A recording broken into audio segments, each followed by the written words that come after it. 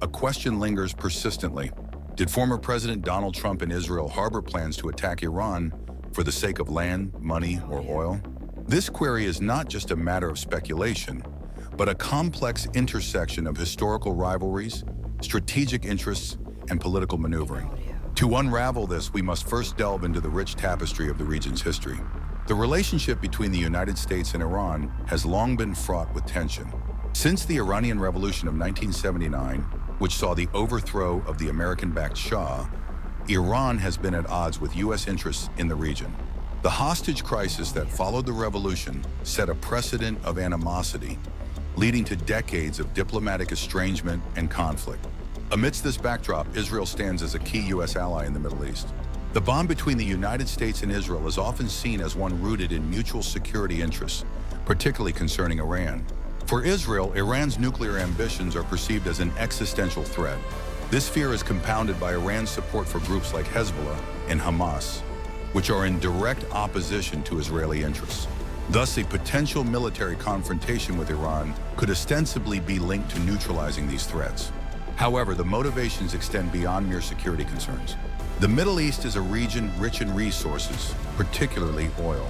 Iran, possessing the fourth largest proven crude oil reserves in the world, is a significant player in the global energy market. The control over, or at least influence within, such a vital sector could shift economic power balances. For any administration, including Trump's, oil represents a crucial element of national and international strategy. Yet while oil is undeniably a factor, it is but one piece of a larger puzzle.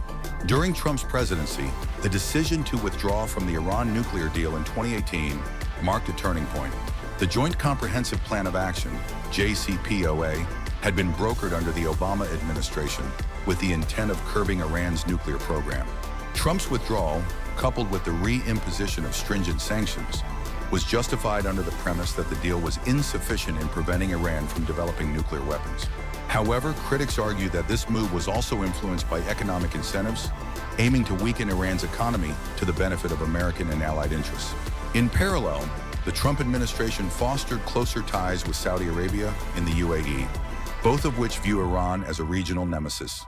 The Abraham Accords, which normalized relations between Israel and several Arab states, further isolated Iran diplomatically. These alliances, while publicly framed as peace initiatives, also bolstered economic and military cooperation. This potentially set the stage for a unified front against Iran. Israel, under Prime Minister Benjamin Netanyahu, strongly advocated for a tougher stance on Iran. Netanyahu's speeches often highlighted the imminent threat posed by Iran's nuclear program. He urged the international community to act decisively. For Israel, preventing a nuclear-armed Iran was prioritized. The underlying motivations were multifaceted.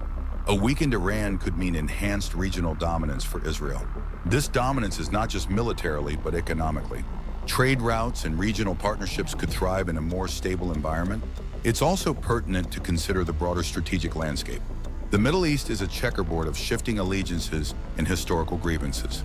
The potential for an attack on Iran cannot be examined in isolation. It must be seen as part of a complex geopolitical chess game. Each move is calculated with precision. As we navigate through this intricate web of motives, one must question the role of ideology versus pragmatism. The ideological divide between theocratic Iran and the secular democratic values championed by Israel and the U.S. adds a complex layer to the conflict.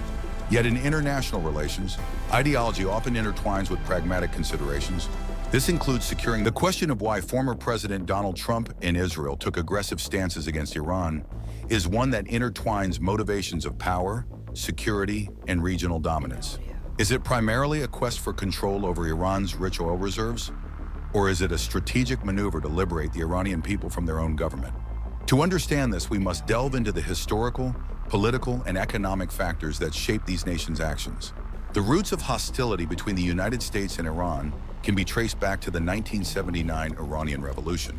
This marked a dramatic shift in Iran's alignment from a pro-Western monarchy under Shah Mohammad Reza Pahlavi to an Islamic republic led by Ayatollah Khomeini. This shift was seismic, not only altering the geopolitical landscape, but also setting the stage for decades of tension. Iran's new government positioned itself in stark opposition to U.S. interests, particularly in terms of its stance against Israel. Israel, since its establishment in 1948, has seen Iran as a potential existential threat, especially following Iran's pursuit of nuclear technology in the early 2000s. The fear of a nuclear-armed Iran has been a consistent driver of Israeli foreign policy.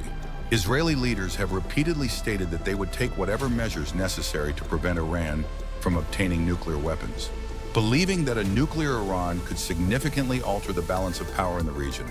Under Donald Trump's administration, the U.S. took a notably hardline approach toward Iran.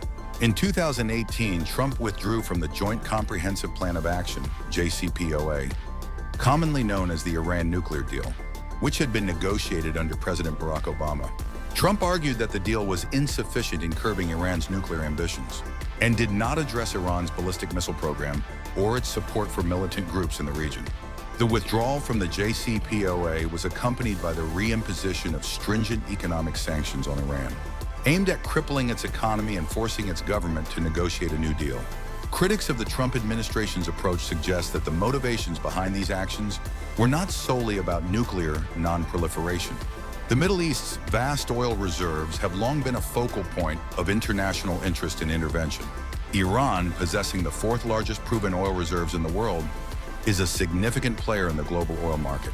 Securing control or influence over these resources has historically been a consideration for foreign powers, and the U.S. has been no exception. However, the narrative of intervention is not merely about oil. The Iranian government, under Supreme Leader Ali Khamenei, stands accused of widespread human rights abuses, suppression of political dissent, and maintaining a regime that severely restricts personal freedoms. For some, the aggressive policies of the Trump administration in Israel toward Iran are seen as efforts to undermine a regime that has long been at odds with Western values, with the hope of fostering conditions that might lead to regime change. The reality, as it often is in international relations, is complex and multifaceted. While oil and strategic resources may play a role, the ideological and security dimensions cannot be ignored. The interplay between these factors creates a volatile situation where motivations are not always transparent and actions can have far-reaching consequences. As we continue to explore this geopolitical puzzle, the narrative remains open-ended, with many layers yet to uncover. The interplay of power, resources, and ideology continues to shape the actions and reactions in this regional conflict. As it often is in international relations, is complex and multifaceted. While oil and strategic resources may play a role, the ideological and security dimensions cannot be ignored. The interplay between these factors creates a volatile situation where motivations are not always transparent and actions can have far-reaching consequences. As we continue to explore this geopolitical puzzle, the narrative remains open-ended, with many layers yet to uncover. The interplay of power, resources, and ideology continues to shape the actions and reactions in this regional conflict.